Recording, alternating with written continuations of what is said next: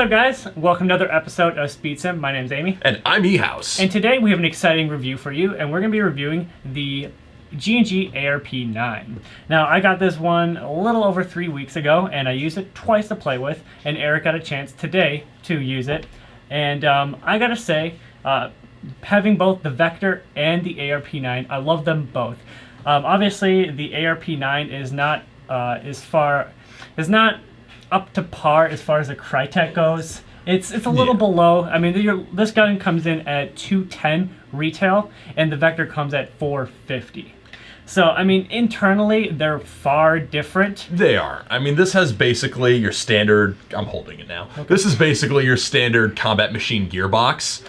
So, in terms of what you're going to see in the guts, it's going to be a V2 gearbox. It's going to come with the, it's going to have the standard like G&G blue cylinder, you know, polycarbonate, cylinder head, piston head, and all that.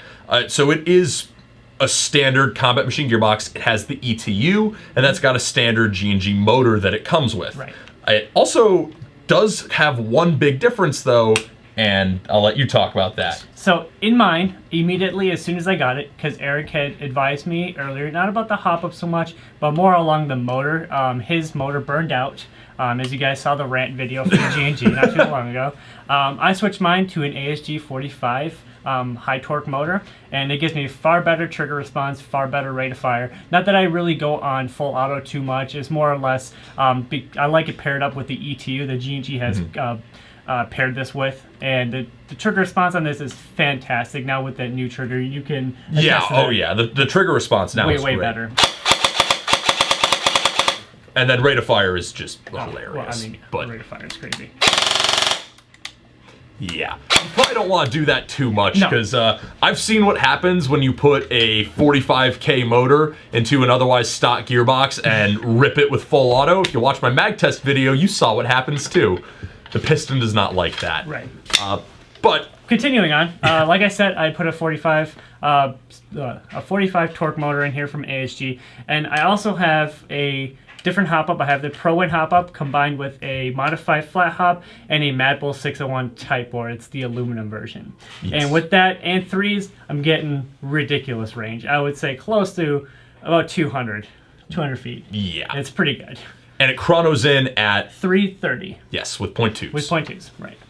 So what you're seeing here is actually not the stock version of the ARP. No. So this is not going to be talking totally about the stock version, but I think what you see here is the natural evolution of the ARP9 at its price point, because it's $210. Super cheap. Yeah. Now, in its stock form, from what I understand, Amy quite likes it, and there are a lot of reviews out there on the gun in its stock form, several very good ones. But as a project, I think the ARP really stands out. Definitely. You can do a lot of crazy stuff. This is a version 2 gearbox, so literally you can do anything to it. So that's great. That's what I like about this. I've always wanted a gun that had a receiver that was already 9mm conversion over. So that's what I really like about this gun. That's why I originally was debating whether I should get this or the Vector, and I just got both. Not much of a debate. Not really much of a debate. Yeah. After a while, I was like, oh, I'm just going to get both. Other than that, the form factor I personally love.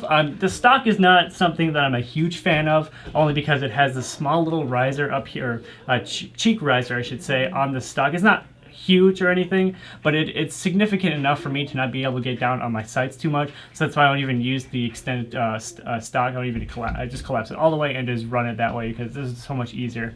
Other than that, it does have M-LOK rails. So if you guys were wondering, most of you guys already know it does come with M-LOK, but for the users who don't, it's an M-LOK rail, which is much better. Mil-spec M-LOK. This is true. It does come with a huge whopping flash hider. It's really big. I'm sure you've seen it. I took that off because A, it was too loud, and B, it looked ugly. And I swapped it out for this like Glock looking compensator, which I think looks much better on this. I actually dig it. Yeah. Now, with the gun, you get a 60 round mid-capacity magazine. Problem I have with this magazine from G&G is, why is it 60 rounds? I don't understand. Even the Echo 1s, MP5 straight mags are 110 rounds. I don't understand why this is only 60. So that's my first issue. You have to get a lot of mags in order to make it more practical. For 60 rounds, I don't know, I'm not feeling it. You can upgrade to a 300 round high capacity magazine, which again, is fine. This is an M4 mid, or like an M4 high cap if you're trying to compare. But why is this only 60? That does seem a little odd. It does. It's very odd. And then you can get a box mag for it. It's technically a drum. Whatever, drum mag, and you can look like Jackal from Siege. Have you played that? I do not play Siege very much. Well, for those of you who play Siege, you can look like Jackal, and I think that's really cool. That is pretty cool. You have any thoughts? Yeah. So I am going to have a slightly counter opinion on the form factor, just because I am a large mongoloid man.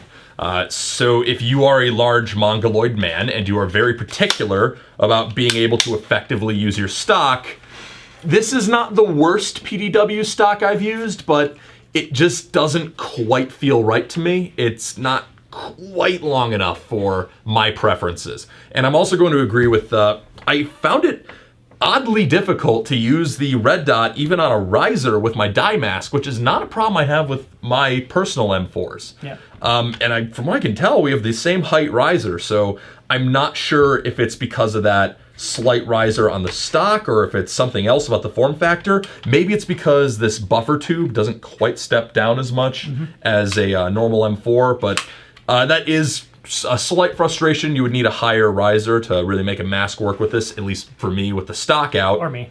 Yes. I like it comes with M-Lock. As Amy said, M-Lock is strong, a lot stronger than Keymod, and you don't have to bevel it to do it properly. So now it's mil-spec and will work with everything.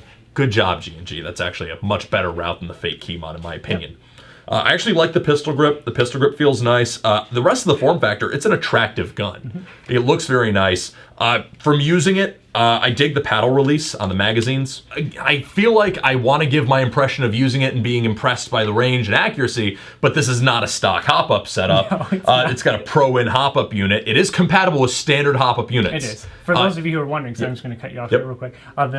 The hop-up that comes with it is a rotary-style hop-up. It's going to be plastic. It works fantastic. There's no problem with it whatsoever. For those of you who would like to mod it, like what I have done, it does have a clip on the front of the hop-up unit. So in order to get it out, you can't just drop it out. You have to actually use like a pen or something a little bit more stiff to unclip it, because it actually clips into the receiver. You can't see it, but when you do put the stock hop-up back in, it clicks into the receiver. So I didn't know that at first, and I was wondering why I couldn't get it out. It has a clip on the front of the hop-up.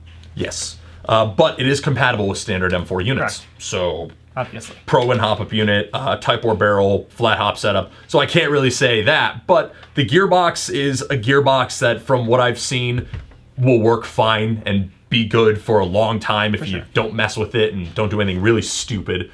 With the new motor, it's great. I think this gun occupies a bit of a spot for people who want a cheaper PDW style option and don't want to pay Vector money or even Crytek PDW money. Right. Now, the Crytek PDW is a great gun, but it's not $210. You're going to have no problems out of the box with this gun. Yeah. If you have the problem, though, that I had, swap the motor. But for the price point of $200, that's a lot more palatable. Yes.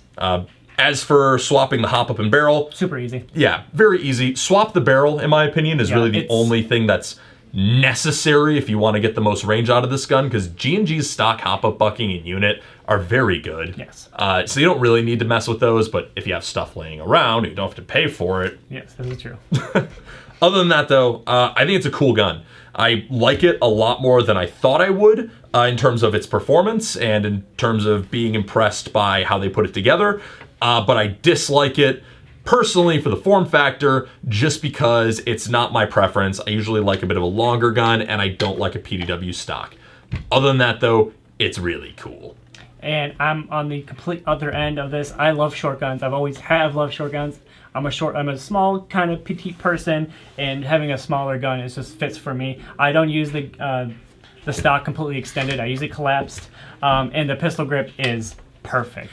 So this wraps up our video, our review for the ARP9 by G&G. I personally love it. And I like it, but not for me. Perfect.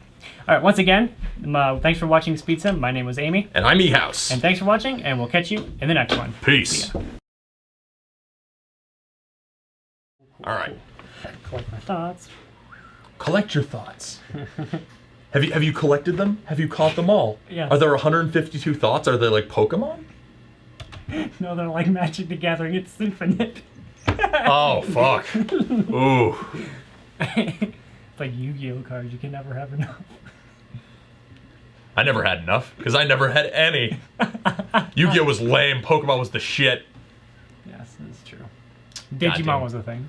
It tried to be a thing. It was funny. New SpeedSim video. Which was better, Digimon, Pokemon, or Yu-Gi-Oh? Post in the comments Yeah, below. post in the comments below. Which card game of your childhood was the best one? Mine was Pokemon. Yeah, the more arguments, the better, because I know this is like pulling the pin on a grenade and walking away. I don't even care.